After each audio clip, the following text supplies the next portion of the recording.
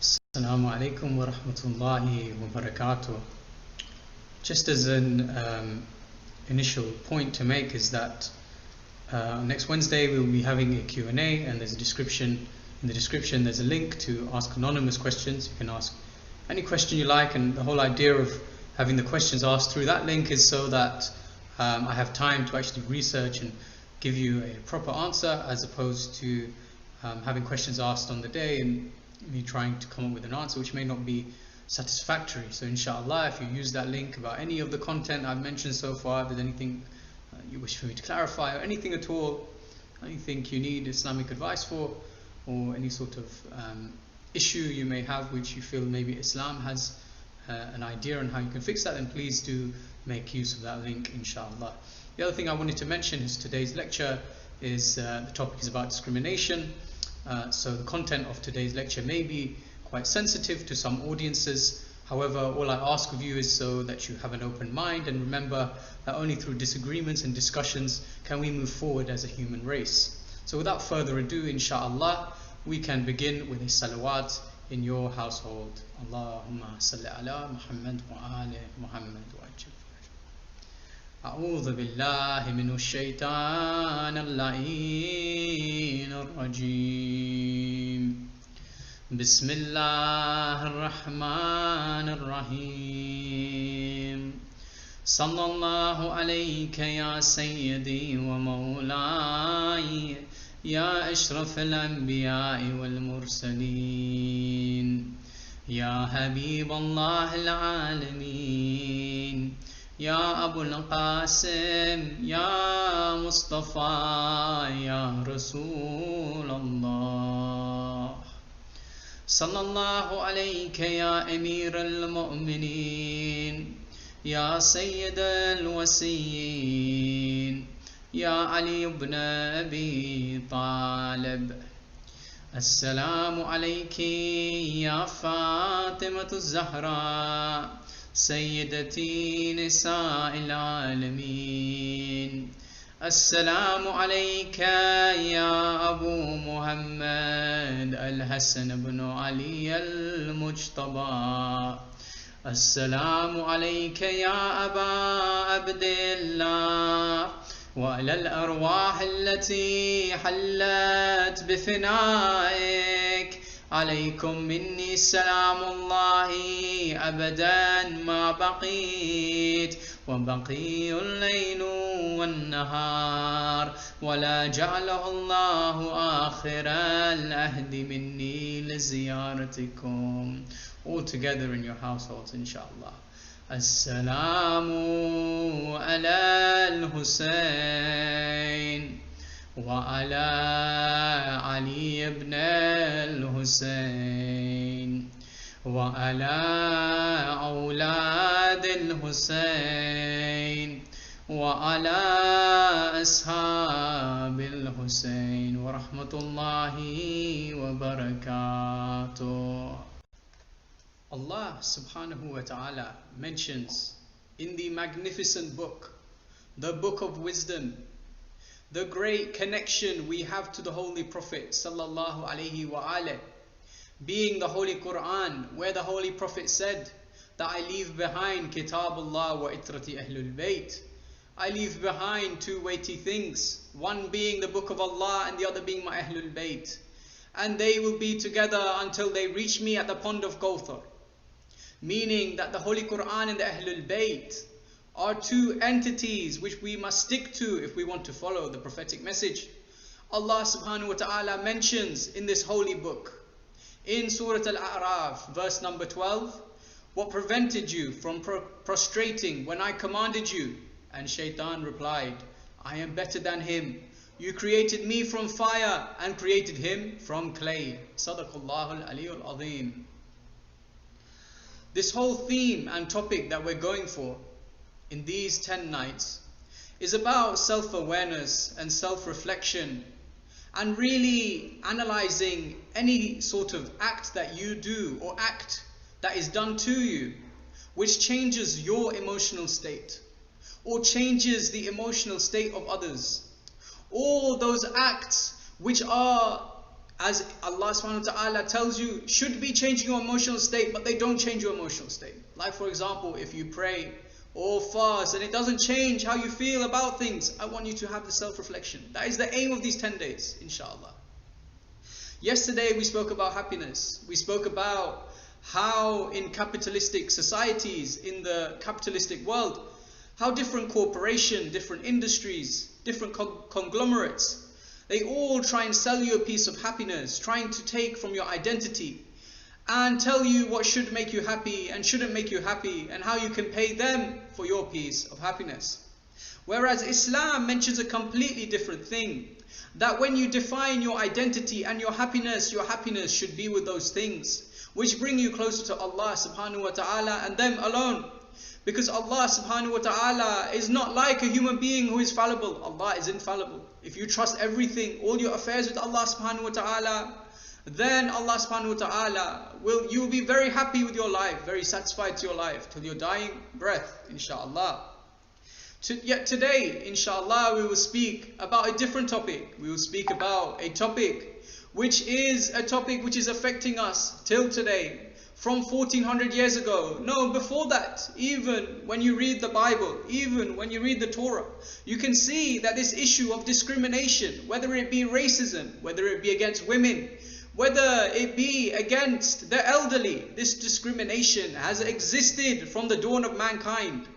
A topic which I wish we shouldn't have to speak about, but it seems that it's a topic that's still an issue till today, especially with the current world climate. What's going on around the world. So the first aspect of this discussion is defining what is discrimination. And discrimination, if we define it from the English language, is making a distinction against a person or thing based on the group, class or category they belong to, rather than basing it on anything of individual actual merit. And then there's prejudice. What's the difference between prejudice and discrimination? Prejudice, different from discrimination, is more about attitude, whereas discrimination is about acts. Where you can say prejudice leads to discrimination, where having an attitude inside of you that someone of a certain race behaves a certain way, that maybe in the future when you are in a hiring position and you are hiring someone, you may have some sort of prejudged bias, unconscious bias about that person because they belong to that same race. Which is why some people say, it's often a common saying, that everybody has a piece of prejudice inside them. And it's something which everyone must make an effort, must work, so that it doesn't really go too high and take over your life. But it's okay to have a small level of it. However, Islam's view on this is no, it's not okay. Even a little bit of prejudice is dangerous for the human mind. It's a toxicant for your human mind.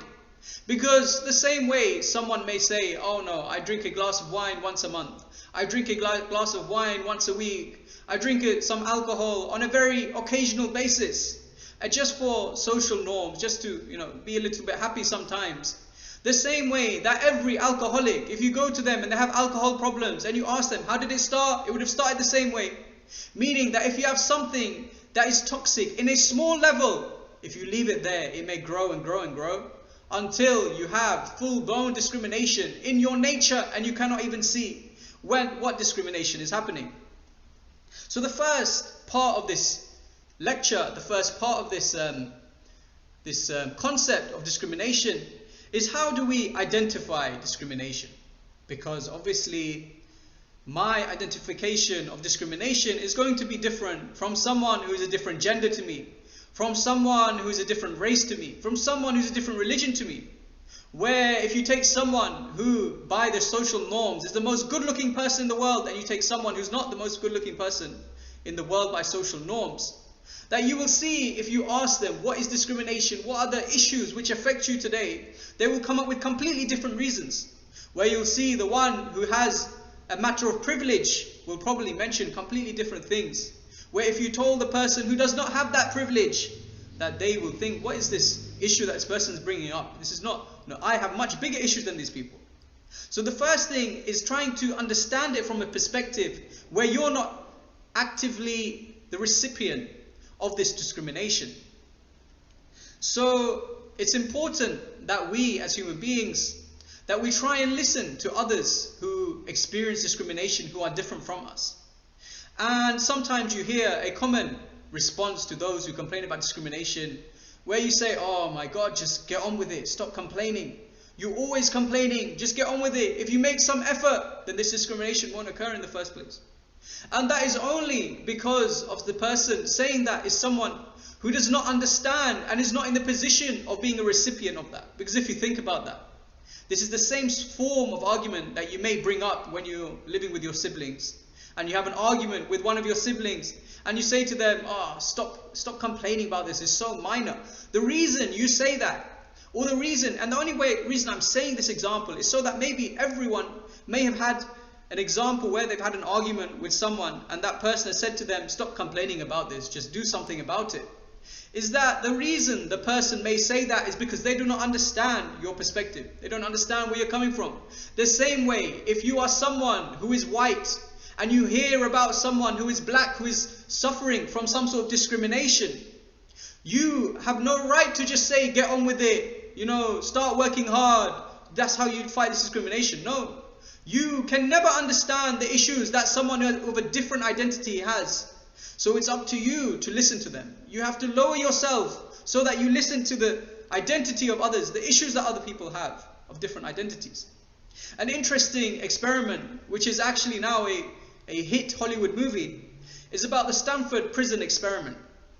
Something which many of you may have heard of, you may have watched the movie, in which the experiment was to really test and see if the prison system in the United States has an effect on the way people behave based on how you treat prisoners and how you treat the guards. So the experiment was that they took a group of people from the University of Stanford, a group of students, they interviewed them, they had psychoanalysis on them, and they decided on a group of people who did not commit any sort of crime. And they said, okay, we'll take you into this prison, and they transformed one of their campuses into a prison for this experiment for 2 weeks. And they basically said that, okay, you and you, they said like, when you say 1, 2, 1, 2, okay, everyone in group 1, you are the prisoners, and everyone in group 2, now you are the officers, you are the guards of this prison. So they did this, and then they basically got the ones who were supposed to be prisoners, they actually acted out the whole situation of being arrested. So they sent someone in a guard uniform or a police uniform to arrest them from their house, from their dorm, take them to the prison, put them in the prison, and then they gave the guards like access to batons and access to these weapons to show that they are, people of authority. Where they had name tags, whereas the ones who were prisoners had, instead of name tags, they had number tags. They had tags which said, you are just a number. What they found after a few hours, on the first day, there were already issues where the prison guards were forcing those who were the prisoners to do things, and when they said they don't want to do it, because they would say, well, I'm not actually a prisoner, this is just an experiment, you can't treat me like rubbish just because you want me, just because you think you have a position of authority.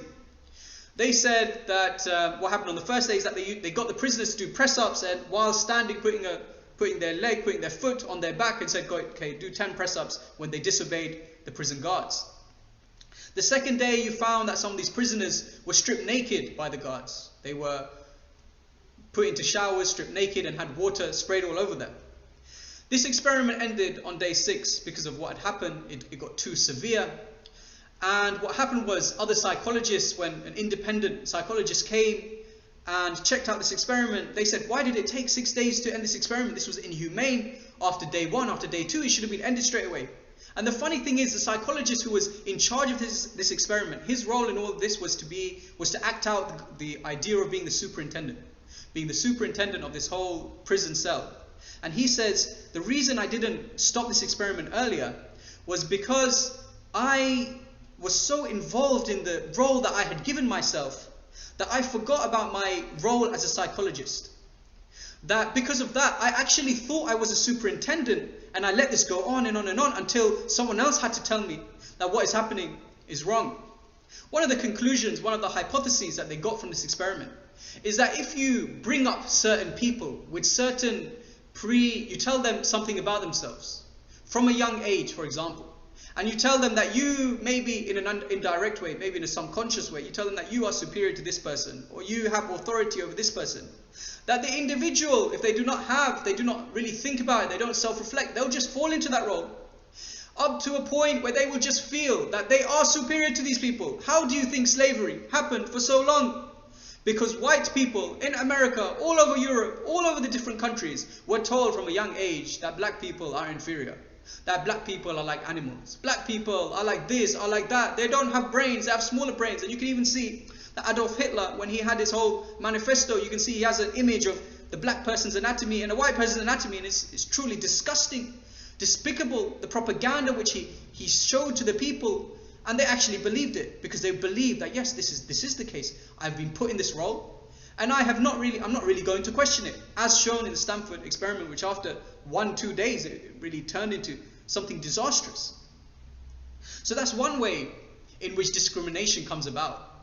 Us being told from a young age, from an educational point of view, where if someone is told from a young age that you are of this group and your group is superior to this group based on X, Y, Z, or you are of this gender and you are superior to this other gender, you are a male, you are superior to a female because of X, Y, and Z, then that is something which makes people go into those groups and actually believe that they are superior. They actually believe that they have a right over these things. So that's one thing. However, this discussion I want to speak about is discrimination in our communities, in our Muslim communities. And the examples I've brought forward are not examples about a specific mosque, about a specific center, about a specific person, a specific community. But these are examples which I have heard from other people, not myself, because obviously it's not fair if I come on here and tell you just examples which I've experienced myself, because as I mentioned earlier, my identity is very different from other people. So it's important that I go to other people with different identities and I ask them, what sort of discrimination have you felt? What discrimination have you found?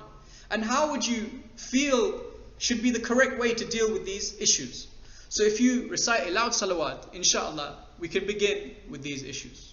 Allahumma salli ala Muhammad wa ali Muhammad. So there's many forms of discrimination in our communities, in the world, in society. And someone may come and say that, for example, the Black Lives Matter movement, or the issue of Palestinians being discriminated against about their race by the Zionist regime, are not issues which affect Islamic communities. However, I think this is a very, egotistical point of view, because, whilst these are specific examples, the fact that the Holy Prophet ﷺ had to mention on many occasions about discrimination, and we will soon see how the Holy Prophet ﷺ even mentioned in his last Hajj sermon about discrimination, and how Amir al-Mu'mineen ﷺ in his last sermon spoke out about speaking for the oppressed. We will see that how this is an issue which doesn't affect just a portion of people. It affects everyone. It's something which everyone, whether you're Muslim, non-Muslim, is something that can inhibit your societies. Because shaitan is just round the corner. And as we mentioned in the first verse, that when Allah subhanahu wa ta'ala mentioned to shaitan, what prevented you from prostrating when I commanded you? When Allah subhanahu wa ta'ala commanded shaitan to prostrate to Adam alayhi salam, his creation. Shaitan said, I am better than him. You created me from fire and created him from clay. Allahu Akbar. Shaitan, Iblis, if you know his history, if you know about his biography, Satan, Iblis, was the best of the best when it comes to believers prior to this event.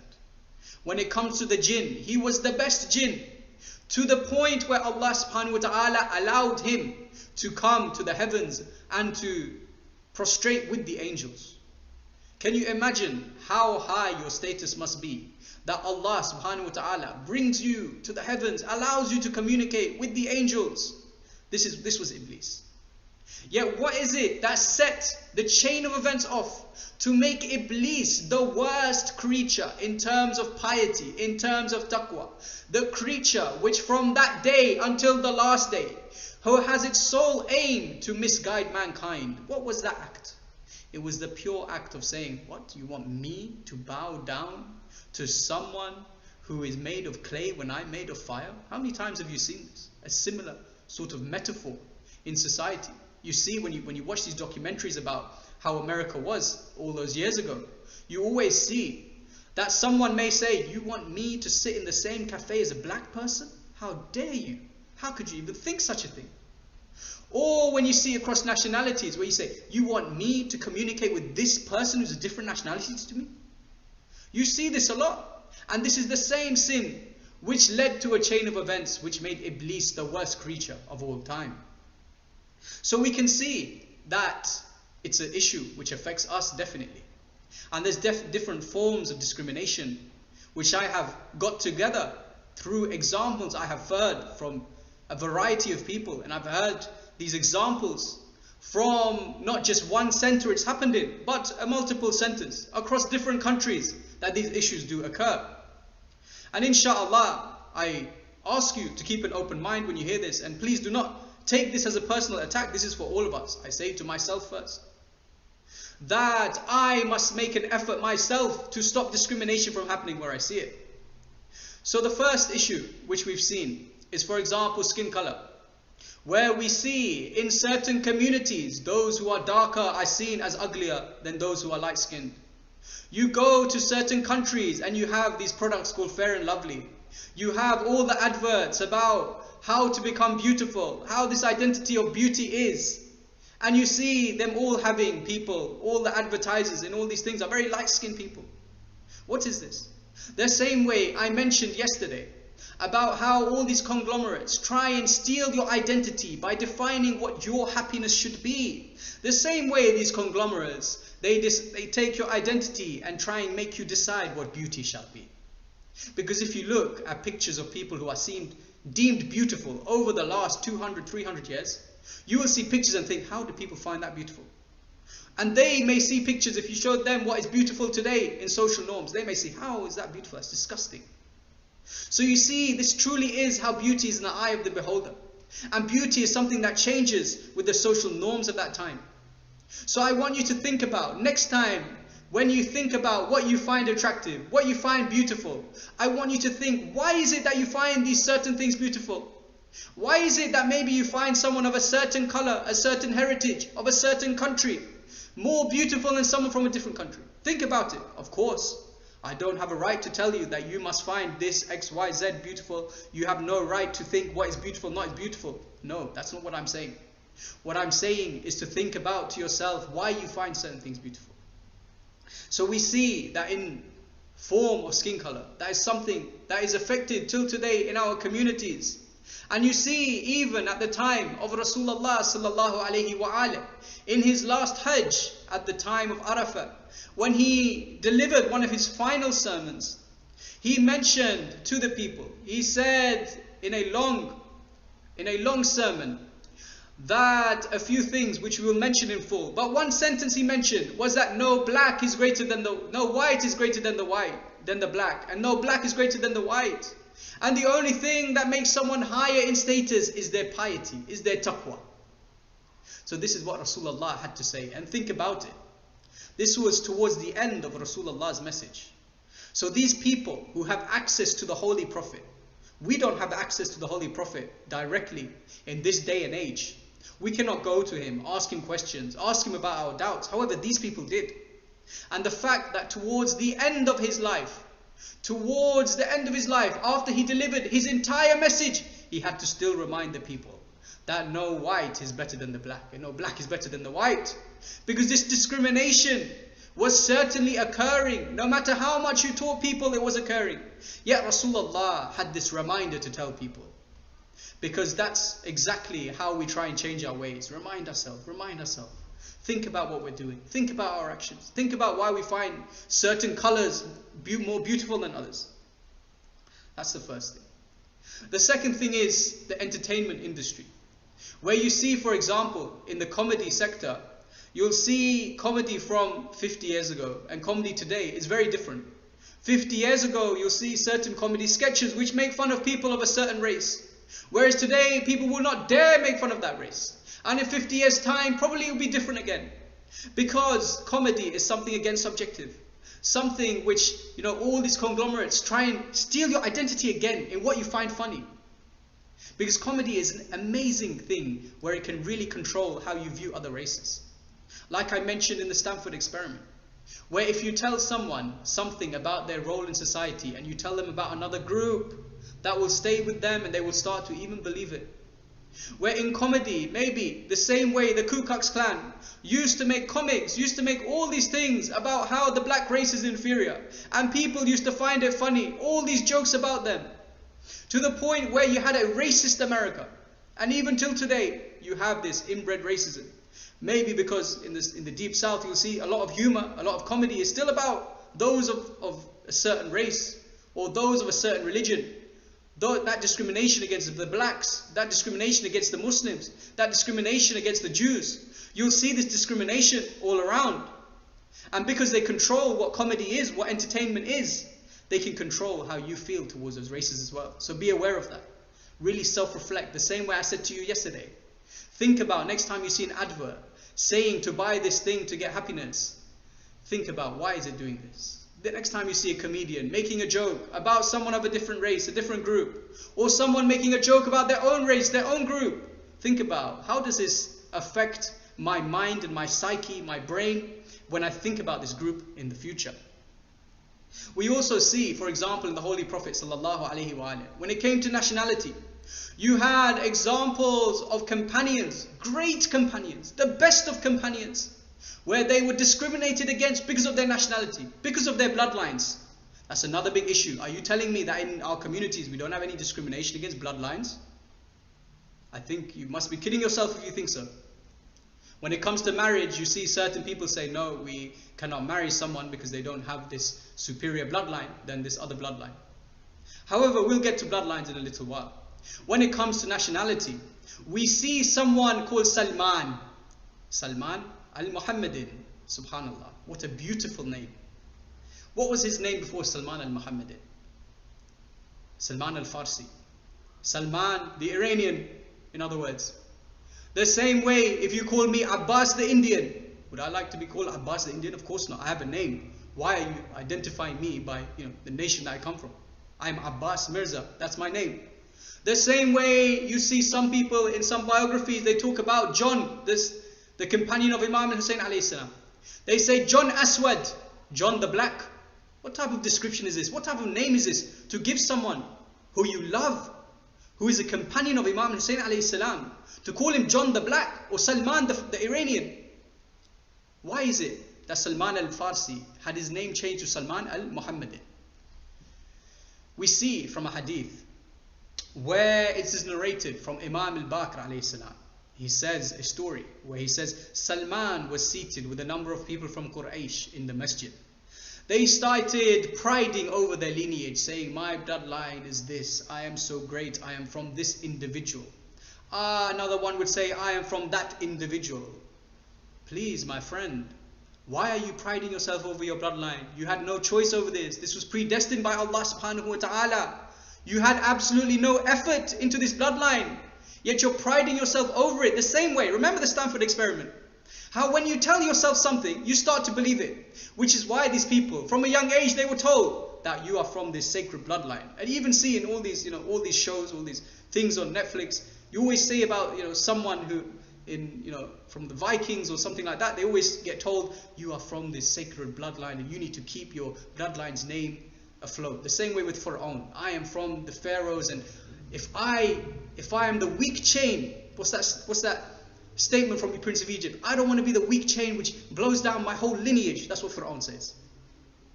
So they're priding themselves over their bloodlines. To which Salman al-Farsi alayhi salam, he comes to Rasulullah sallallahu alayhi wa alayhi, and he says to him, Ya Rasulullah, what has been that I was with the people of Quraysh and they were discussing their bloodlines. They were priding themselves over their bloodlines. And then they asked me and were making fun of me. They were telling me, you are Salman al-Farsi. You do not have any sort of great bloodline that we have. Allahu Akbar. Do you know who those companions were? You don't even know their names. The hadith mentions only one of their names, which I won't mention today. But he mentions one of their names and the other name. We don't even know who those people are anymore. Yet Salman, not because of his bloodline, but because of his merit, his individual merit, because of how great he was as a companion. Everyone remembers him today. Whether you're from Ahl Sunnah or you're from the Shia school of thought, you remember how great Salman was. So he comes to Rasulullah and he says to him that they were discussing their bloodlines and they were making fun of me, that I am not from a certain tribe. So Rasulullah sallallahu alaihi wasallam came to the group and he says, "O group of Quraysh, the nobility of a man is his religion, and his chivalry is his mannerisms, and his origin is his intellect. And Allah Almighty has said in the Holy Quran, O you people, we created you from a male and a female, and made you into nations and tribes in order for you to recognize each other. Surely the most honorable of you in the presence of Allah is the one which has more piety, the one who has more God-wariness, the one who has more taqwa." This is what Rasulullah sallallahu alaihi wasallam says. He then addresses Salman. He says, "Ya Salman, there is no merit over you from any of these ones except for the fear of Allah subhanahu wa ta'ala. And if there is piety over you from them, if you are more pious than them, then you have a higher status than them. And if they are more pious than you, then they have a higher status than you." This is how Rasulullah sallallahu alaihi wasallam says. And in another hadith, he says, "No, do not call him Salman al-Farsi, call him Salman al-Muhammadin." What a beautiful thing.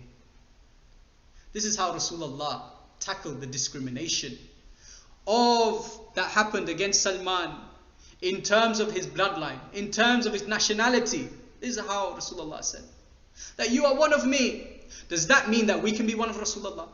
Does that mean that we can be one of him as well? Is it possible? I'll bring you another hadith from Ayun al-Akbar al-Rida. A hadith where a companion called Al-Hasan al-Washa, a great companion, if you look in the hadith biographies, you'll see he is a companion from Baghdad, and he is someone who nobody denies that he is a credible companion. He says, the Imam turned to him and said, "O Hassan," Imam Rida alayhi salam, "how do you recite the following verse?" The verse about Prophet Nuh alayhi salam and his son. You know, Prophet Nuh alayhi salam, how he had a son who went against him. And the verse is, "O Noah, O Nuh, he is not of your family, for his conduct is unrighteous." He said, Al-Hasan al-Washa said, "Some people read it in such a way to mean his conduct is unrighteous, while others read it to say that he has done ill. Indeed, those who read it in the first form are implying that he is not really of the family of Nuh. In other words, he's not the biological son of Nuh, and consider him someone else to be his father." The Imam alayhi salam said, "No, indeed he was truly the biological son of Nuh alayhi salam.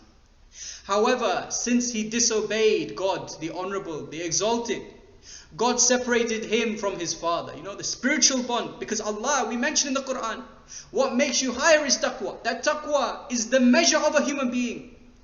So, to be the son of Prophet Nuh alayhi salam, Allah is saying in the Holy Quran, you are not, yes, you are his biological son, but you're not his spiritual son anymore. I will separate the father and the son because of your act.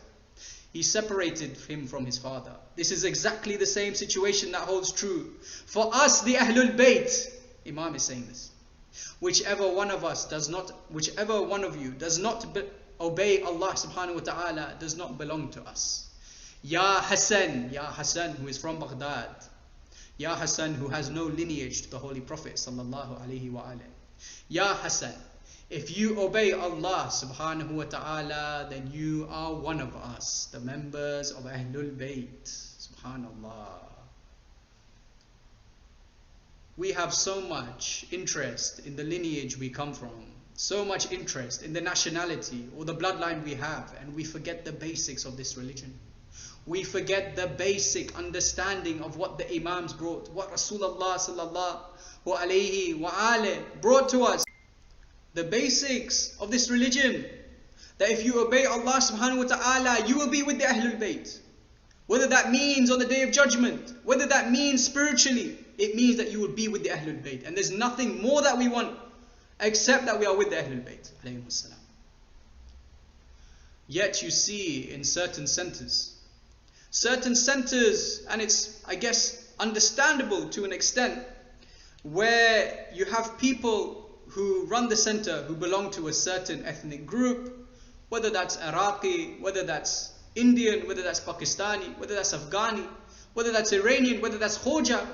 You have these centers run by these groups, and when they're run, they have certain rules that they make to promote one of their own. This is a statement which you may have heard a lot of the time. We need to promote one of our own. What does that mean? I've heard this across different communities. We need to promote one of our kids. We need them to have an advantage over other kids. What does this mean? Is this an Islamic tradition that you got this from? Does Islam mention this? No. Islam mentions that you are all brothers and sisters in Islam, that you are one family in Islam, that if one of the Muslims, one of the believers is hurt, then it's as if your arm has been hurt, that they are so close to you that they are like your organs. This is what Islam mentions. So why are there these kind of things? And you see examples of this in terms of, you have one center saying that if we have a sports team, we need to have this much percentage, this quota of people of this nationality, of this ethnic group. Or you may have a graveyard and you say, to be qualified to be buried in this graveyard, you have to be part of this ethnic group, this nationality. Where have you got this from? Is this from Islam? Being in such a situation, such a position where you decide on what Islam, decide on how Islam is seen from the believers and from those who are non-Muslim. Is it really right for you to use that position to put your own insecurities, because that's what they are. They're nothing to do with Islam.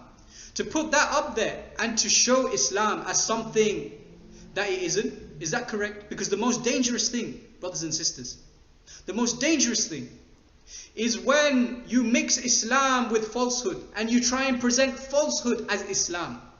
We know one of the greatest sins is to attribute lies to Allah subhanahu wa ta'ala, to attribute lies to Rasulullah sallallahu alayhi wa.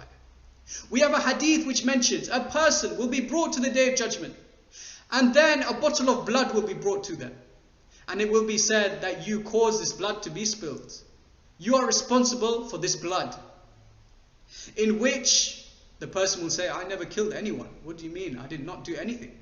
To which you will be responded to them, saying to them, you did not kill them physically, but with your words, with your actions, because of your influence, you caused this oppression to occur, and you will be responsible for it. This is what Islam says. Where if you're in a position, and this is very important, if you are in a position where you have influence in these centers, it is extremely important that you leave your own bias at home. You don't use it when making decisions, especially Islamic decisions. Because if you are an Islamic center, you have to represent Islam. It's a very big responsibility. It's not something which anyone can take this responsibility. Anyone can say, I'm an Islamic center. No. If you're an Islamic center, you have to represent Islam to the best of your abilities. We're not saying you have to be infallible. No. You may make mistakes. However, you must make it to the best of your ability. And when you make mistakes, you must correct your mistakes. Because this is the religion of Allah subhanahu wa ta'ala you're playing with. This isn't some political party. This isn't the Labour Party or the Conservative Party, where there's not as much at stake. This is the most important thing. This is the religion which Imam al-Hussein alayhi salam gave his blood for. This is the religion the 11 Imams gave their blood for. This is the religion which Rasulullah sallallahu alayhi wa alayhi mentions that no prophet has been oppressed the same way that I have been oppressed. The oppression of the Prophet sallallahu alayhi wa alayhi happened for the sake of this religion. And yet today you have people bringing their insecurities, bringing their own desires, bringing their own cultural norms, and saying that this can happen, that can happen. We must give preference to those who belong to our cousins, belong to our sort of communities, our nationality, those who belong to this nationality, that nationality. And this nationality, they don't have any rights, or this nationality have less rights than others. This is not Islam. And if you have some sort of say, or you see this happening, I plead with you, brothers and sisters, I plead with you to fix this. And it's not going to be easy. I'm not telling you that it's going to be an easy thing, that you go to the center and you mention that we need to do this, we need to do that. No, of course not. Have you ever been in a company? Have you ever had a job where at one point you may see discrimination going on, and maybe you've been brave enough to speak about it? The way everything changes against you. Huh? The way everyone's attitude changes against you. You could have been friends with these people for 10, 15 years. You may have been working with these people for 10, 15 years. Yet their attitude changes. Why? Because as I mentioned yesterday, it's basic human nature for someone to hate it when you tell them they are wrong. Especially if this is a tradition that has gone on for 10, 15, 20 years. Is it easier for you? Think about it from your first person perspective. If you did something for 10, 15 years and you didn't think there's a problem with it, and somebody comes to you who you've known for about, let's say, 5, 6 years, they say to you, by the way, what you've been doing is wrong, it's un-Islamic, it's haram, it's racist, it's this, it's that. How would you feel? Would it be easier for you to say, you're wrong and you have no right to tell me this, and now we should try and silence your voice? Or would it be easier for you to say, actually, no, yes, you're right, in the last 10, 15, 20 years, we're making a mistake, and we need to change that? What would be easier? Of course, the first one will be easier. And that's why Imam Hussein alayhi salam mentions that religion is something where there's two different types of believers. There's those who use religion for their personal gain. That if there's something that they want personally, they will twist and turn religion to match that personal gain. And there's those who believe religion purely. And those who, no matter what their personal gain is, they will follow through with religion. And he's speaking about his great companions who stuck with him on the day of Ashura, compared to the thousands of believers, the thousands of companions who were there in Medina, there in Mecca, there in Kufa, there around the Arab world, who didn't stick with Imam Hussein alayhi salam. You have one companion who says to Imam Hussein alayhi salam, when he's invited to join him, he says to him, I don't want to give my life for you. I'm sorry, I don't want to. However, and this is a true disgusting thing he said. He said, however, I saw the Prophet kiss your head and kiss your chest, so will you allow me to kiss your head and kiss your chest? Because this is the sunnah of the Prophet. Allahu Akbar. Allahu Akbar. This is the sunnah of the Prophet. You remember one part of the sunnah, you don't remember the main sunnah. That Hassan and Hussein are the masters of the youth of paradise. You remember the sunnah that you should build mosques, but you don't remember the sunnah where it says that Allah has created you in tribes and nations so you get to know each other. That Rasulullah sallallahu alayhi wa alayhi mentions in his final speech, in his final sermon in Arafah, that no Arab is greater than a non-Arab, and no non-Arab is greater than an Arab, and no black is greater than a white, and no white is greater than a black. That Rasulullah said this. You forgot this part of the sunnah. So what's the point of you following the sunnah if you're going to pick and choose? Because this is exactly how those in the deviant paths reach. This is how those in, this may be an extreme example, but those who completely misinterpret the Quran and cause a fiasco around the world in the name of Islam. This is exactly how they work. Where they take a small part of the sunnah and then they ignore a massive part of the sunnah. Or they take a big part of the sunnah and ignore a small part of the sunnah. And they say this is Islam. They mix their own cultural norms into it. So that's why I want to say about the discrimination that may happen in our communities. It may happen. It may happen wherever you are. I'm sure maybe this has happened in your country. I've heard this not from one center, not from two centers. I've heard this from many centers across different countries as well. So this is not a personal attack against anybody, in fact. So that's nationality. The next thing that people may discriminate, another common theme, is age. Have you ever seen it when someone who's elderly gives you advice, gives a group of young people advice, and the young people say, why is this old man talking to me? Why is he telling me this advice? He doesn't know anything. He was born 80 years ago. He doesn't know anything about the internet? Why is he giving me advice on how to do this or how to do that? And have you ever seen the other way around? Where an elderly person is given advice from a young person, they say, get out of my face, what are you talking about? You are 15, 16 years old, stay away from me. No, this is not the way of the sunnah. Imam Zainul Abidin alayhi salam mentions a beautiful thing. He mentions, if the person is older than you, then remind yourself that the person is better than you in matters of Islam because he has done more good deeds than you have. If the person is younger than you, then remind yourself that this person is better than you because he has committed less sins than you have. Allahu Akbar. The way the Imam speaks is see the best of everyone. If they're older than you, don't discriminate against them. Think about the great wisdom they must have achieved from being older than you. And if someone's younger than you, then don't discriminate against them. Think about the sins they may not have committed and the sins that you may have committed more than them. You see examples like Mubahala, where Rasulullah sallallahu alaihi wasallam brought his young grandchildren as if they're his own sons, Al-Hasan and Hussein alayhi salam. How old were they? 3, 4, 5, somewhere in that age bracket. He brings them to an event which is one of the most important events in the history of mankind, which is remembered till today. Giving them a stage, giving the youth a stage in the Islamic world from a young age. And look how great these imams became. Look how great they became because of Rasulullah sallallahu alayhi wa the way he acted with his grandsons. You see in the day of Ashura, or you see another example where Al-Hasan and Al-Hussein alayhi salam try and they see an elderly person performing wudu wrong. Do they go tell him, you're performing wudu wrong? No, they do not. They say to him, oh brother in Islam, can you tell me if I am reciting or doing my wudu wrong? I'm just going to do my wudu. Can you tell me if I'm doing it wrong? The man says, Ya Al-Hasan, Ya Al-Hussein, you are the masters of the youth of paradise. How can you be doing it wrong? I must be doing it wrong. Let me change my wudu to do it the same way that you do wudu. The mercy, the beauty, the eloquence of these imams when they speak to other members of different age brackets. This is the akhlaq we must have when speaking to different ages. The way Imam Zain al-Abidin alayhi salam says, when someone's older than you, don't think of him in any negative way. Think he is better than you, in fact. Think he's better than you. Have you seen this before? Where the Imam's telling you, think someone else is better than you. Think he's better than you in matters of Islam, because he has done more good deeds than you have done.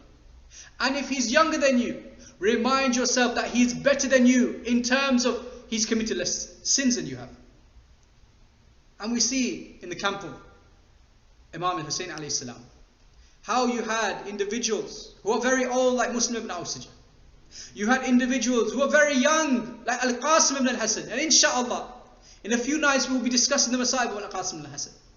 One line in the Masa'ib really breaks the heart. It says when the Imam was bringing the body of Al-Qasim back to the tents, it says this young boy, it doesn't even say this young man, it describes him as ghulam. This young boy's legs were dragging in the sand. Allahu Akbar. This is Al-Qasim ibn al-Hasan. These are the young members of Karbala. And then there's the old members of Muslim ibn Awsija. Muslim ibn Awsija, who died and said when he was passing away as a shaheed, he said to Habib al-Madar, if I had to give my final will, my will would be to protect this man. And he pointed at Abu Abdullah saying, Allahumma salli ala Muhammad wa ala. So this is discrimination when it comes to age. And then the final point I will speak about, and it's by no means the least discriminated thing in Islam. And by no means are these the only 4 or 5 points I've spoken about which are in Islam discrimination. There is discrimination which I may not have mentioned and which goes on, which is why it's important to you to sit down and think, what is it that makes me feel something about a human being without even knowing them, without even meeting them? Is it the appearance they have? Is it that they may look a bit more roughly than others? They may have a beard. Is that something that I judge, that they look different from others? They may be a certain way. Is it that they have a certain hairstyle and I think this person is of a certain way?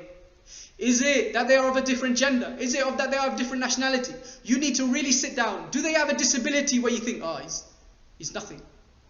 Is that something which makes you feel a different way about a human being? You need to really sit down and reflect and think about how this changes you. Now please recite salawat, and we will get to the final point of when I want to discuss discrimination that happens maybe in our communities. Allahumma salli ala Muhammad wa ali Muhammad wa ajil farja. This final piece I want to speak about is gender discrimination, which no doubt you can see happen left, right, center. I'm sure everyone watching this will see an element of gender discrimination. Gender discrimination on a global scale, let us just see firstly from outside of the Islamic community. We see the National Domestic Abuse Helpline in the United Kingdom mentions that domestic violence helpline calls are up 80% in June whilst the coronavirus lockdown has occurred. And it says that there's warnings that it will surge in autumn based on their models, based on their hypotheses. But 80% of domestic abuse helpline calls have increased in the month of June. That is significant, extremely significant. Which means that domestic abuse in terms of a husband and a wife is really on the rise, and it's something that isn't limited to outside the Islamic community. And it's not the only way gender discrimination occurs, but it's something that happens, and we must be aware of it, and we must call it out, and we must educate ourselves and educate others of why these things are not correct. And inshallah we will definitely touch upon these things.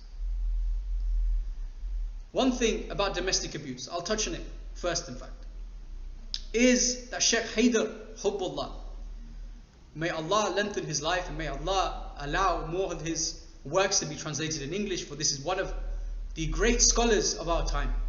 He mentions in his discourse about the rights between the man and the female, the male and the female.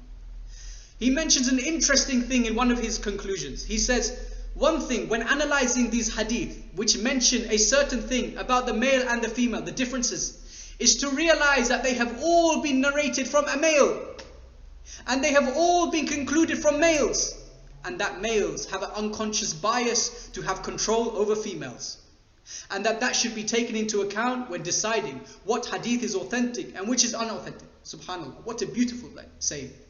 That we must remember that there is a conflict of interest when we're looking at certain texts in hadith, because you see in the hadith, and I'll mention very briefly, this is not an attack on the hadith, of course not, we need the hadith. The only way we know about the Ahlul Bayt alayhimus salam are through the hadith. The way they live, the way they do tafsir of the Holy Quran, the tafsir is extremely important. But the hadith are thousands and thousands of hadith, and it's difficult because there's a lot of conflicting hadith as well. So how do you authenticate hadith? And I'm not going to go into the different methods of ilm al-rijal, how you authenticate a hadith. However, I will say something that Sayyid Kamal al-Haydari, another great scholar, may Allah lengthen his life, mentioned when he was speaking about authenticating hadith.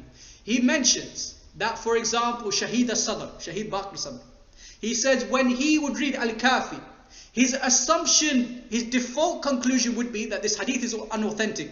And he would go through, in other words, that it's unauthentic until proven authentic. This is his way of reading Al-Kafi. And that this book, Al-Kafi, is one of the greatest books of Shia literature. Yet this is how he treats Al-Kafi. Sayyid Kamal Haydari, he mentions that when it comes to, for example, domestic abuse, the Quran mentions in Surah Al-Nisa, verse 34, that when you have a problem, if you have an issue in your marriage, for those, it says, but those wives whom you fear arrogance, first advise them, speak to them, have a conversation with them. Then, if that does not help, forsake them in bed for a temporary period. Forsake them in bed, see if this helps. And finally, and this is the point where people have difference of opinion, in a lot of translations you'll see it says strike them.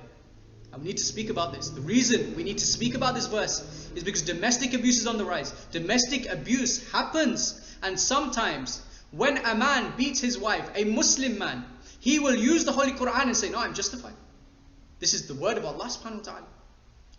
So I ask you, first of all, from a rational, this is not even the point of my argument.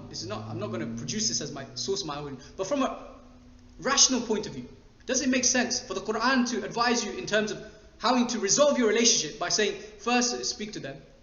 Secondly, forsake them in bed, have a separation. And thirdly, just hit them. What is this? That was a big jump.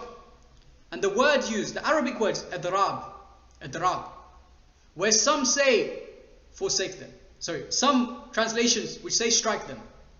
However, and what you'll see from Sayyid Kamal al-Haydari and other marja like Sayyid Husseini Nasr and Shaykh Haydar Hubbullah, these great marja, and this is why I said we need to look at these marja, see what they say, look at their works, see their arguments that they put forward. Because at the end of the day, whether a scholar's name is on a piece of work is irrelevant. It's the argument that they produce. That's what makes something a hujjah for you. A rational, logical argument.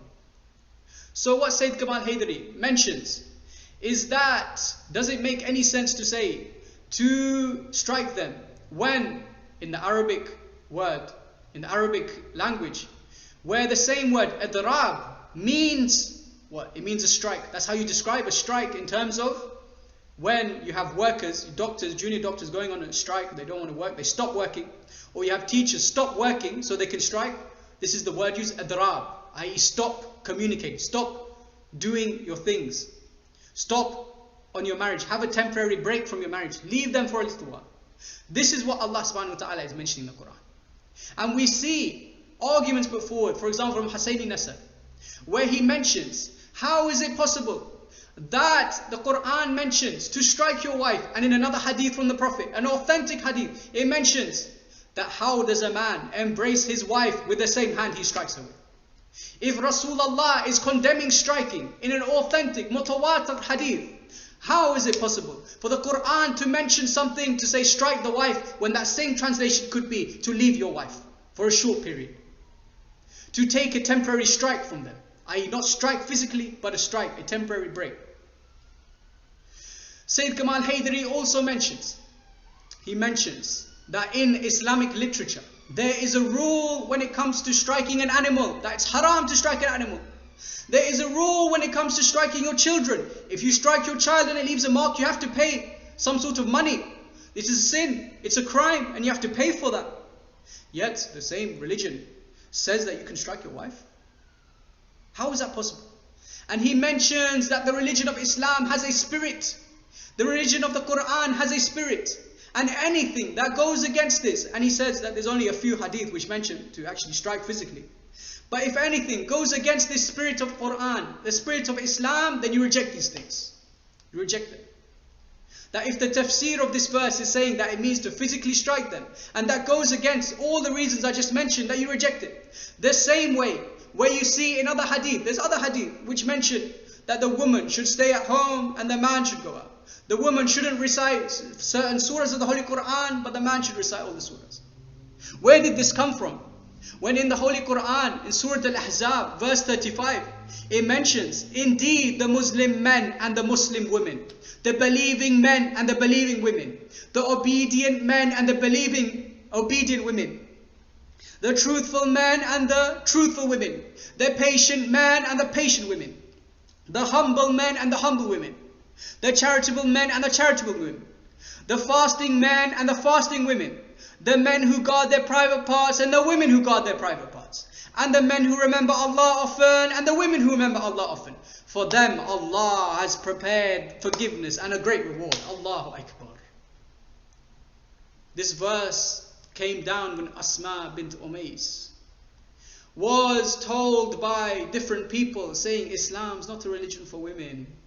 Islam has no positives for women. Your role is less than our role. So Rasulullah sallallahu alayhi wa alayhi mentioned this verse. That men and women are equal in the sight of Allah. That they both have potential to reach the highest level of taqwa. That Allah subhanahu wa ta'ala does not see a man and a woman different because of their gender. Allah decides the gender of you before you're born. It's predestined. So why would you discriminate against that? Do you have a problem with Allah subhanahu wa ta'ala's decision? Do you have a problem? The Quran is mentioning beautifully, clearly. I don't know how we could say it clearer. 6, 7 discrepancies between a man and a woman. He says it's the same. The believing man, the believing woman, for example. The fasting man, the fasting woman, etc, etc, etc. It says how the man and the women are equal in terms of reward. So how is it possible to have hadith which mention that the woman has no place to read the Quran, or the woman has no place to read books, that the woman does not attend the mosque? How is this possible? You must reject these hadith. They go against the spirit of religion. They go against the spirit of the Holy Quran.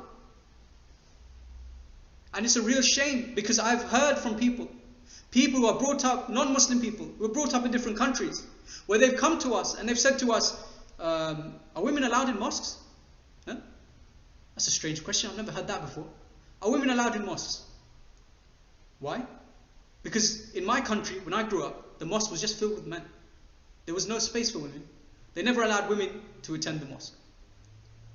And it's an amazing thing, because when I was in madrasa, I had a group of, maybe the class was 8, 9 people. 4 or 5 of us now are now, alhamdulillah, reciting lectures for Muharram. And I guess one of the reasons for this is because we had a lot of promotion from a young age that this is a position that we can take. Yet in the female field, how many female lecturers are there? How many young girls are there that are promoted to go learn about Islam and to have a say in Islam? Is this really the sunnah of Rasulullah? Where Imam as-Sadiq alayhi salam would say about his wife Hamida, he would say, Hamida, if a woman has a question for me, no, they ask Hamida, and whatever Hamida says represents what I say. This is the wife of Imam Ja'far Sadiq alayhi salam. This is the role of a woman in an Islamic community, an Islamic society. And you're telling me that women should not enter a mosque?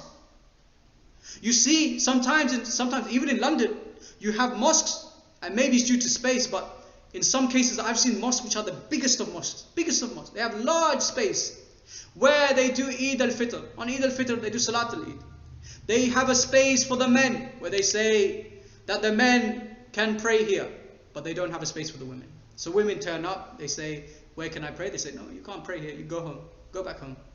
Excuse me, I came all this way to worship Allah subhanahu wa ta'ala in a mosque. I'm doing an act of ibadah and you're telling me to go home? Allahu Akbar. Or sometimes maybe they'll do it, but they'll have the women one maybe at 10, 11 a.m. and the man one at 7 a.m. assuming that the women aren't going to work and they're going to have time for this. No, I know examples of people who are working women who go to the mosque and they say, oh no, come back later. And they say, well, I have a job, I can't come back later. This is my only opportunity. This is something not only in other countries. This is something that even occurs here in London. Here in London, I've heard stories like this. And alhamdulillah, this is not always the case. I'm not saying this to tell us that our communities are disastrous. No. The majority of Muslims don't have these attitudes. However, that's not the point. The point is that even if a minority have this attitude, you must condemn it. You must cut it out. Because as I mentioned earlier above, the same way an alcoholic says, I just drink a glass of wine once a week. It starts off with that and then it ends up having 10, 11 pints of beer when you have something wrong in your life and you have a crisis and you end up in hospital and it ruins your life. That these things are toxic, these ideas are toxic and they can lead to really disgusting things. So that's the gender bias. In Surah Al-Hujurat, verse 13, Allah subhanahu wa ta'ala says, O mankind, indeed we have created you from male and female and made you peoples and tribes, that you may know one another. Indeed the most noble of you in the sight of Allah is the most righteous, the one with most taqwa. Indeed Allah is most knowing and acquainted. Now we're getting on to what Islam says. What is Islam saying about how we should deal with different people, with differences? O mankind, I have created you, we have created you from man and female, and tribes and nations, so that you get to know another. Yet sometimes we think, oh, there's another nation, another nationality person coming to our mosque. Oh no, they're taking over. This is the same ideology which Tommy Robinson and the EDL have. It's a fear of change. It's an insecurity that, that I want my own nationality, my own ethnic heritage to, be all out there. I don't want anyone else to be near that. This is not Islam, brothers and sisters. I don't know what religion this is. This is not the religion of Rasulullah sallallahu alaihi wasallam. In Surah Al-Tin, it's a beautiful surah. Go read the surah, inshallah. Read it right now with me. It mentions Allah subhanahu wa ta'ala is promising us by the fig and the olive and the Mount of Sinai. The Mount of Sinai, where Musa alayhi salam got his 10 commandments. And the city of security. We have indeed created mankind in the best of molds. What a beautiful surah. Allah is promising us by the fig and the olive and the Mount of Sinai and the city of security, we have indeed created man in the best of molds. Mankind in the best of molds. Obviously some of the translation translated to man, again due to the unconscious bias that only men are translators, so they have this bias. However, it's very clear that this verse is talking about mankind. We have indeed created mankind in the best of molds. Let me ask you, if you ever have discriminated against someone who's not from the same nationality or the same bloodline or from the same gender, because of this, are you really going to tell Allah subhanahu wa ta'ala on the day of judgment, when Allah mentions to you, Allah says to you, why did you not treat my creation equally? Why did you have a discrimination? Are you really going to say, Ya Allah, I wasn't really happy with the way you created him, because everything is from Allah. The skin color we have is from Allah. The nationality we're born into is predestined. The gender we have is predestined. Any disabilities we're born with are predestined. Allah subhanahu wa ta'ala has decided this. Are you going to tell Allah, I didn't like your creation? How is that going to go down? Just think about that. Just think about that. Think about your duty to Allah's creation. If nothing else, this is what Allah created it. Are you not going to love and adorn what Allah created? Yes, Allah mentions that you have different levels, but the only way you have different levels is through piety, is through taqwa. Rasulullah sallallahu alaihi wa mentions, and we'll go into the final sermon, he mentioned in Arafah, where Rasulullah mentioned all humans are descendant from Adam and Eve. MashaAllah. Beautiful. We're all descendant from the same individuals. So forget about your bloodline. Forget about your nationality. Forget where you were born in the world. Forget about your gender. We're all descendants from the same two, Adam and Eve. There is no superiority of an Arab over a non-Arab, or a non-Arab over an Arab. The fact Rasulullah sallallahu alaihi wasallam has to mention this shows that this was a big issue at the time. And there is no superiority of a white person over a black person, or a black person over a white person. 1400 years ago, the racism against the black race was still there, even till today. Even after you had the best of creations, you had the best of creation in your midst, and you still somehow had racists around. A white person has no superiority over a black person. A black person has no superiority over a white person, except on the basis of personal piety and righteousness. Again, taqwa. The Prophet in another hadith mentioned 6 groups will enter the fire before any, because of 6 reasons. Ya Rasulullah, what are these reasons? Who are these people? One of them is the rulers because of their tyranny. The other is because the Arabs because of their prejudice. This is Rasulullah sallallahu alaihi wasallam mentioned. How much prejudice and discrimination must have been at the time that Rasulullah has to mention this on a regular basis? Allahu Akbar. Do we want to be that person that on the Day of Judgment Allah tells us that you will enter the hellfire first because of your prejudice against those who are not of the same nationality as you? Because this isn't, yes, Rasulullah sallallahu alaihi wasallam is mentioning the Arabs because Arabs was the majority then. If Rasulullah was in England and English people were the majority, it's very possible that Rasulullah would say the English because of their prejudice, or the Mexican because of their prejudice, or the Ugandan because of their prejudice, or the Russian because of their prejudice. It's not about specific nationality. It's about everyone. Are you going to be that person who Allah subhanahu wa ta'ala tells on the Day of Judgment that you will enter the hellfire first because of your prejudice against those who are not of the same ethnic group as you? Allah subhanahu wa ta'ala mentions in Surah Al-Ma'idah that, O you who believe, be persistently standing firm for Allah, witnessing justice, and do not let the hatred of people prevent you from being just. Because think about, where has this come from? Where has this discrimination come from? How has it entered your mind? It's unnatural. When you're a child, when you go to a school, do you see, without any social, of course, before social conditioning, do you see kids fighting another because of their color?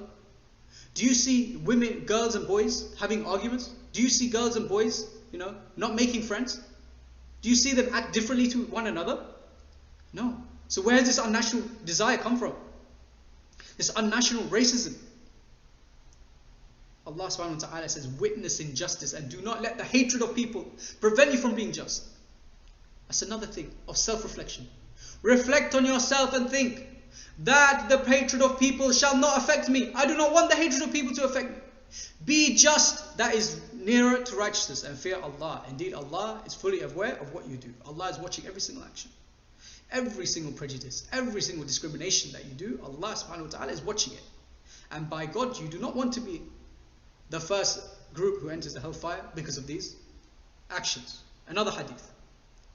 The Imam mentions the description of a believer.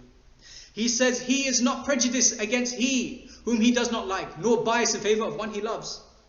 Like I mentioned earlier, that saying, what's that saying?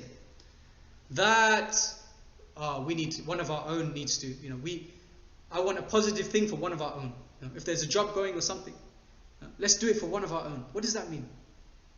Is that one of our own meaning that you are giving a biased favor of one who he loves, i.e. your nephews or your sons or someone from your nationality, or not? Because the description of a believer is someone who doesn't do that. The description of the believer is someone who is not prejudiced against he who he does not like, or biased in front of he who he loves. This is the description of the believer.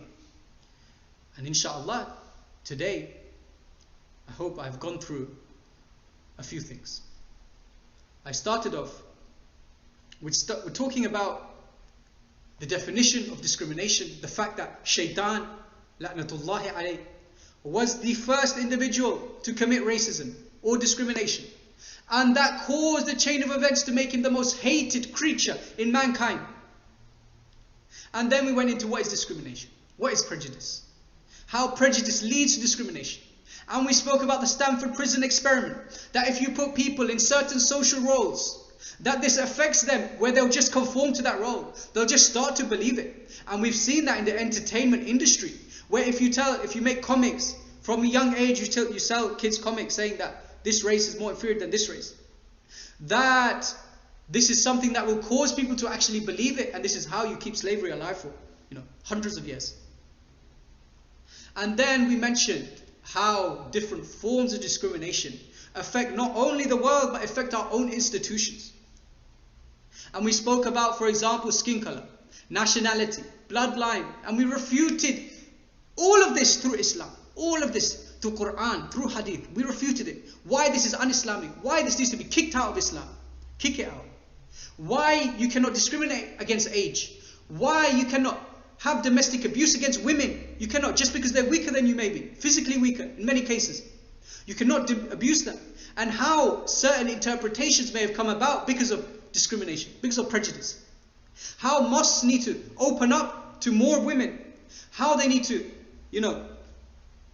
encourage young women, especially the young women, that they can come into a speaker role, that they can become Islamic speakers, so that the academic, because if you think about it, even if you're someone who doesn't even believe in any of this, from a selfish perspective as well, it is better that you teach girls from a young age that they should be involved in Islamic preaching, because that would just increase overall, because that would create more competition in that field, and that will create people going beyond and further and reaching their potentials, and creating a much more better version of academia for people to access in Islam. So we spoke about all of that. We spoke about how the Quran and the religion of Rasulullah sallallahu alaihi wasallam has a certain spirit to it, that any hadith which may go against that spirit must be rejected.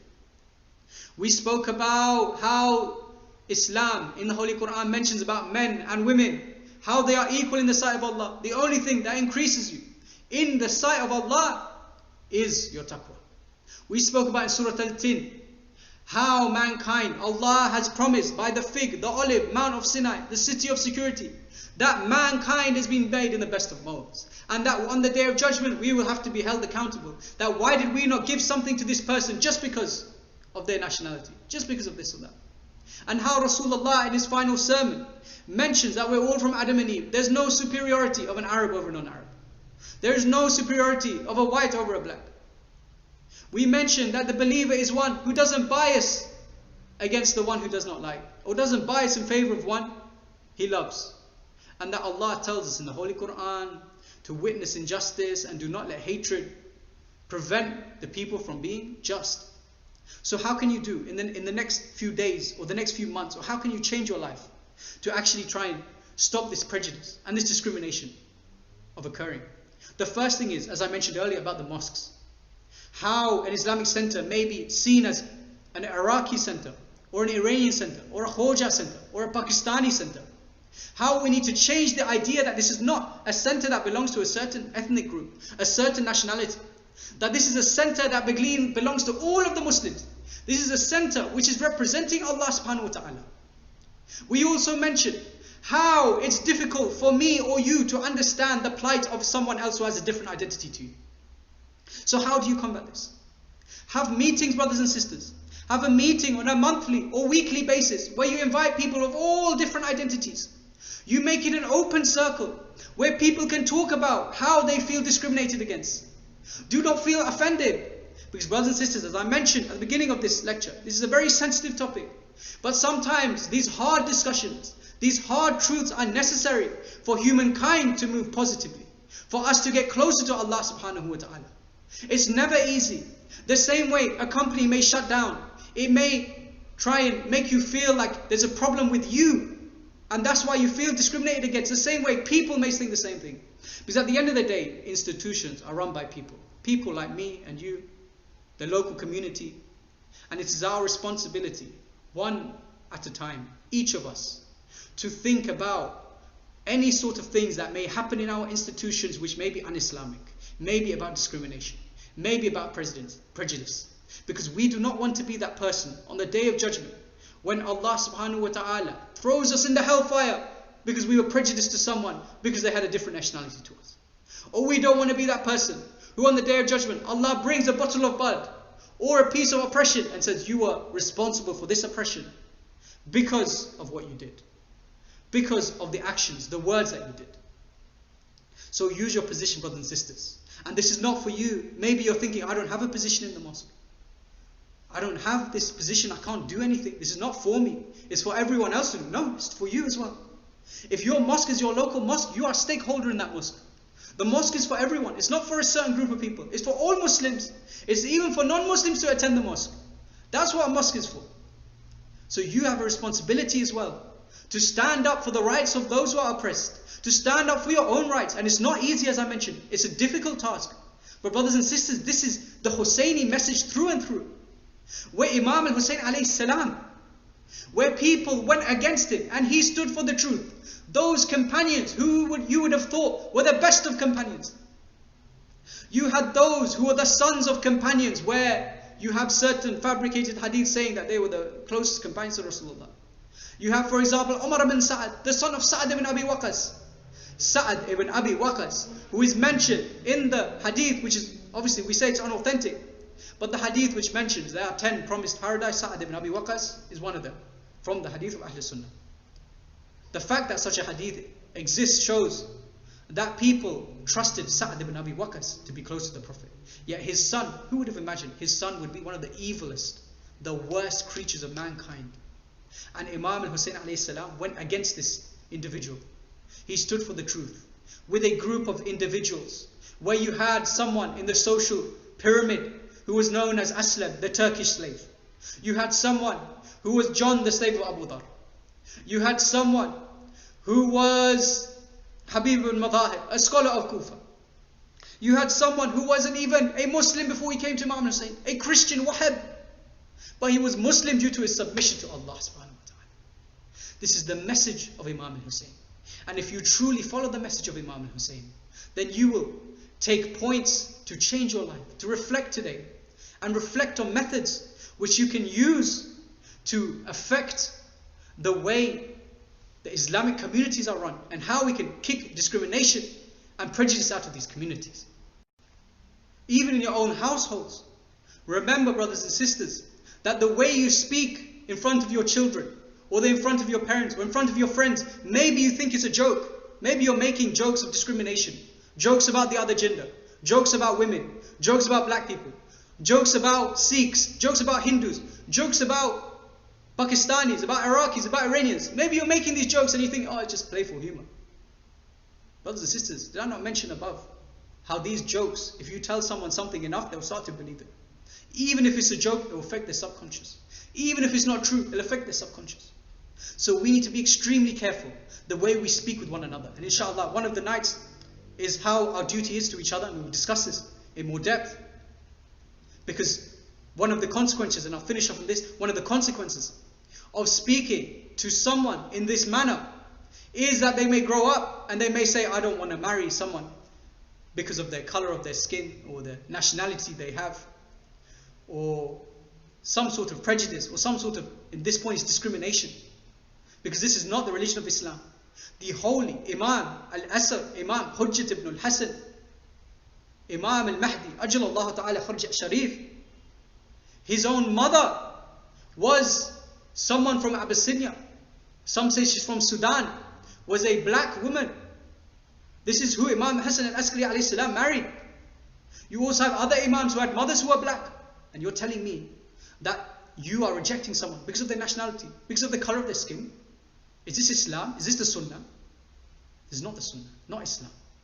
If you want to follow Rasulullah, this is for people who want to follow Rasulullah. If you think that no, it's acceptable, etc., that's fine, you can think that way. But I would question if you're actually following the Sunnah of the Ahlul Bayt alayhimus salam. So we mentioned about the companions of Imam Hussein alayhi salam, how they had different nationalities, different ages. Muslim ibn Awsija, Al-Qasim ibn Hassan. They came from different parts of the social pyramid, different even religions, you could say they had. There was a high diversity in these individuals. So there's one companion that I want to speak about today. One companion who I mentioned yesterday as well, very briefly. A companion who was killed before the day of Ashura. And that companion is Muslim ibn Aqil. Muslim ibn Aqil. Where Imam al-Hussein alayhi salam, beautiful thing. When he sends those individuals to Kufa, when he sends them on dangerous missions, some people may think, I don't want to send a family member of mine. I want to send someone who, is a peasant, or someone who I don't really know. I would be really affected if he dies. Imam al-Hussein alayhi salam sends his own cousin. In Muslim ibn Aqil, in the biographies, it mentions he was a great warrior. So he sends one of the strongest warriors, one of his cousins, to Kufa on this dangerous mission. Muslim ibn Aqil, he enters Kufa. He enters Kufa at the sounds of Labbayka ya Hussein, Labbayka ya Hussein. For days he's in Kufa. He sees how much people send their allegiance, pledge their allegiance to Imam Hussein alayhi salam. He sends a letter to Imam Hussein saying, yes, the people of Kufa are people who will stick by your side, Ya Aba Abdullah. Until a time comes where Ubaydullah ibn Ziyad, la'natullahi alayhi, he comes in charge of Kufa. And he forces everyone, he threatens them, he comes with an army. He tells everyone, an army of Yazid is coming to squash this rebellion. He scares them. So he takes everyone on his side. One day Muslim ibn Aqil is reciting his Maghrib namaz, Maghrib salah. He has people around him in the mosque. By the time he's finished his salah, there's no one with Muslim ibn Aqil anymore. He comes out, he comes to the streets are empty. First they had people guarding him, there's no one guarding Muslim ibn Aqil anymore. A woman sees Muslim ibn Aqil, he says, oh man, what are you doing outside my house? I don't want you to be there. He says, I am Muslim ibn Aqil. Can I stay in your house? Can I stay in here for a short period of time? She says, okay, very well, come inside, Ya Muslim ibn Aqil. Let me provide for you. You are the ambassador for Imam al-Hussein alayhi salam. Let me provide for you, Ya Muslim ibn Aqil. So he comes in the house, he goes in the room. She brings him food until her son comes. Her son says, who is that visitor we have in our house? She says, that is, you cannot tell anyone. Promise me you won't tell anyone. You're my own son, please don't tell anyone. Well, that's Muslim ibn Aqil. He says, okay, I won't tell anyone. But of course, this man lies on his promise. He breaks his promise to his own mother. And he goes to Ubaydullah ibn Ziyad and says, I know the location of Muslim ibn Aqil. As they approach, they come with a few men. Muslim ibn Aqil says to the woman, I must leave this house now. I don't want there to be bloodshed in this house. He leaves the house. He fights these men. They send 2-3 men. He kills them all, they say. So a messenger goes back to Ubaydullah ibn Ziyad and says, we need more men. We need more men to come arrest this man. Ubaydullah says, this is one man. I send you 3 men. They say, this is Muslim ibn Aqil. You sent us to a lion. You sent us to a great warrior. How can you expect us to just take this man just like that? So he sends an army. He sends an army to Muslim ibn Aqil. One rawayah says that Muslim ibn Aqil was hit in the mouth. Another rawayah says that he was pushed in a ditch and then they chained him up. They took him, at which Shimar bin al-Jawshan la'natullahi alayh, he says to Muslim ibn Aqil, he says, pledge allegiance to your Amir, to which Muslim makes a cry which is heard today. He says, in Silib al-Amir wa innama Amir al-Hussein. He says, I don't have an Amir, but my Amir is Hussein. Ya Aba Abdullah, Muslim ibn Aqil is then brought to the palace. He is taken to the roof, in which he says to them, can I have a glass of water? They bring him some water. He puts the glass to his mouth. The water gets filled with blood. Ya Aba Abdullah. It's as if Allah subhanahu wa ta'ala is telling Muslim ibn Aqil, you are not there with Aba Abdullah on the day of Ashura, but you will die the same way that Aba Abdullah died thirsty. Aba Abdullah on the day of Ashura, what does he call out? He stands in front of his slaughtered companions. He stands in front of them and he calls out their names one by one. He calls out, Ya Habib ibn Madahir, Ya Halal ibn Nafi, Ya Muslim ibn Awsaj. And he calls out the name of one companion who wasn't with him. He calls out the name, Ya Muslim ibn Aqil. Where are you today, Ya Muslim ibn Aqil? They take Muslim ibn Aqil on the roof. He says to them, can I have some last wishes? They say, what are those wishes? He says, the first wish is, those people who helped me in Kufa, take whatever armor I have, take whatever money I have, and make sure you pay them for what they've done for me. The woman whose house I stayed in, make sure they pay them. Ya Muslim ibn Aqil, the people of Kufa abandoned you, yet you still want to pay them for their service. He says the second request is this, that when I die, give me a proper burial. They say to him, Ya Muslim, we will not give you a burial, because your body will be our body after we kill you. We know what they did to his body. They dragged it in the streets. He says the third request is this, that you send a message to Aba Abdullah. He has tears in his eyes. They say to him, Ya Muslim Naqil, are you crying because you're about to die? He says, no, I'm not crying for me.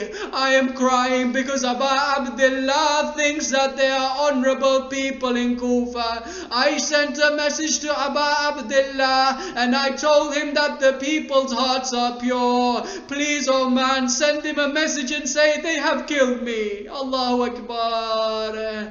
They take Muslim and they throw him off the roof. Wa Muslima, wa Shahida. They drag his body on with horses around the city of Kufa. A few days later, the message comes to Aba Abdullah. It comes to him and he says, a messenger comes, he says to him, Ya Aba Abdullah, do you wish for me to recite this message in front of you, in front of your companions, or privately? Aba Abdullah says, there is no secrets between me and my companions. So he's saying this to let them know what is going to happen, because he wants them to join his cause, but only willingly, only if they entirely want to do so themselves. They tell him that Muslim has been killed. So he says to them, he says to his companions, bring me Hamida, bring me the orphan of Muslim, bring me the niece of Muslim, bring me my niece. Hamida, you know Hamida was someone who would tell everyone with excitement, we're going to Kufa, we're going to meet my father, I'm going to meet my father finally, it's been weeks since I met my father. They take Hamida, he begins kissing her face, he puts his hand on her forehead and he says to him, Ya Hamida, your father has been martyred, from now on you will be as if you are my own daughter. Ya Aba Abdullah, at this moment you have someone comforting the daughter of Muslim ibn Aqil, but what about the moment when you go out on the day of Ashura and your daughter says to you, Ya Aba Abdullah, can you put your hand on my face the same way you put your hand on the face of Hamida, for you're going on a journey which I will become orphan. When Aba Abdullah is killed, this Sukaina, this daughter of Aba Abdullah, she goes into the battlefield. She says to my Aunt Zainab, oh my Aunt Zainab, what is this body without a head? Oh my Aunt Zainab, what is this body full of arrows? Oh my Aunt Zainab, what is this body full of spears? Sayyid Zainab says to her, Oh Sukaina, this is your father, Aba Abdullah. Instead of having someone consoling Sukaina, a man grabs a spear and hits her on her head. La hawla wa la quwwata illa billah al-aliyyul azim. اللهم لعن أول ظالم ظلم حق محمد وآل محمد وآخر تابعا له على ذلك. اللهم لعن الأسابة التي جاهدت الحسين وشيعت وبيعت وتعبت على قتله. اللهم لعنهم جميعا.